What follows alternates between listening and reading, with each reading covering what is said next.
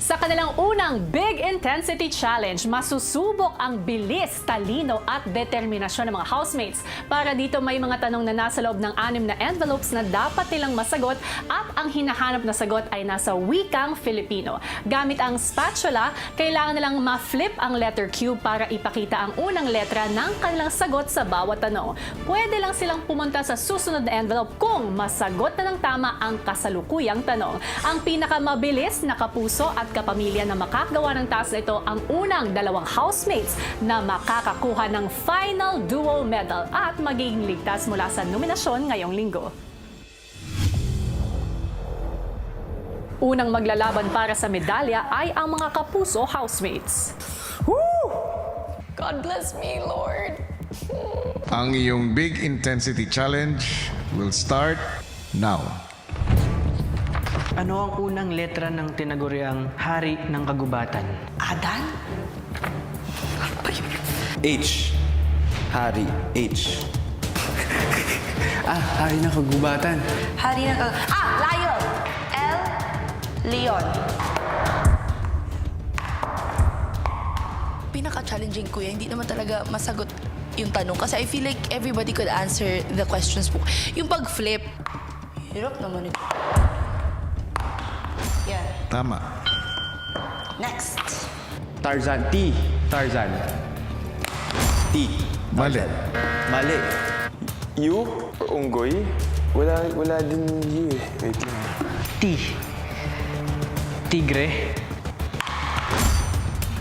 Mali. Gorilla is the king of the jungle, right? Oh, no. There. Mali. No. L, lion po.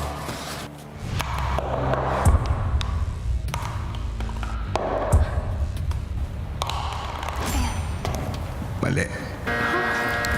L, leon.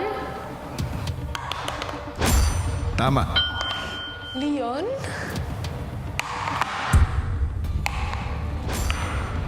Tama.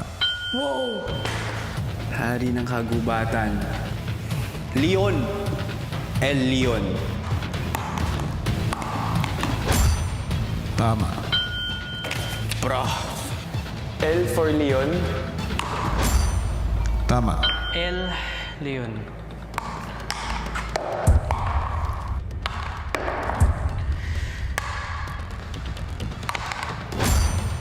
Tama. L for lion ko yan. Leon. L for leon.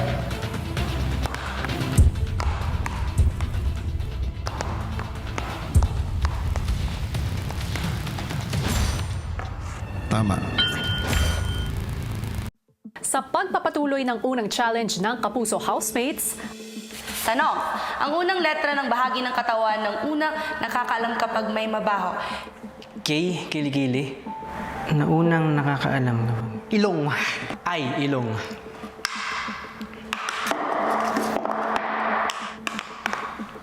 Tama. Ilong. I. Letter I, ilong. Tama.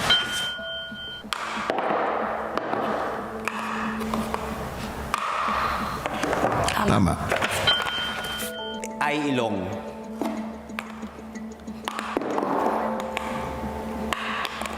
Kuya.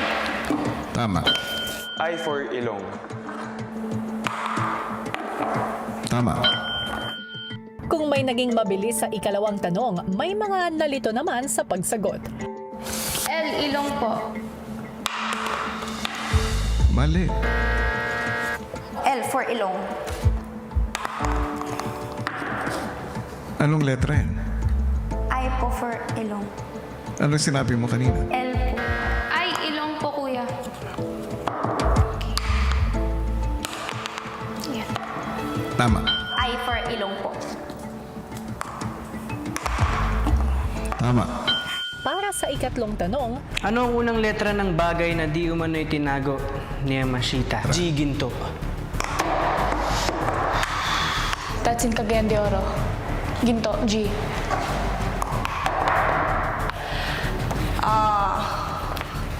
Ginto. G.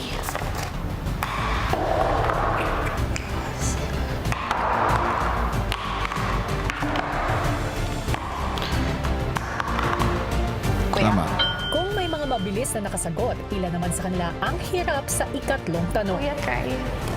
S, sapatos. Kuya, hindi ko ito alam. Mali. Hala, kuya. Paano pag di talaga alam, kuya? Tumatakbo oras mo. P, pera. Try. Mali. Sheesh! S for espada. Sedula. S for sulat. Mali. Hala, kuya, bawal sirit. Nakakagigil. Parang nakikipaglaban ako sa sarili ko, kuya. G, for ginto. Tama.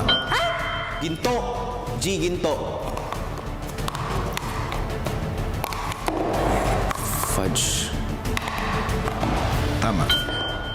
G for gold. Mali. Parang mas madali pa mag-flip ng cube kaysa sagutin yung tanong. Ginto. G for ginto. Tama. Subok. Mali. Sa sobrang nadala na ako sa pressure na ma-mind block na po ako. G, ginto. Oh my gosh. Tama. Para sa ika-4 na tanong, isang math question naman ang kailangan nilang sagutin. Ano ang unang letra sa sagot sa equation na siyam na multiplika ng 4? 36. T, 36. Tama. 24. 24. B, 24. Oh, 7, 8. Siyam. Oh, siyam is 9.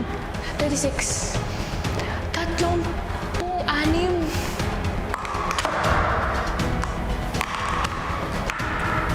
Tama.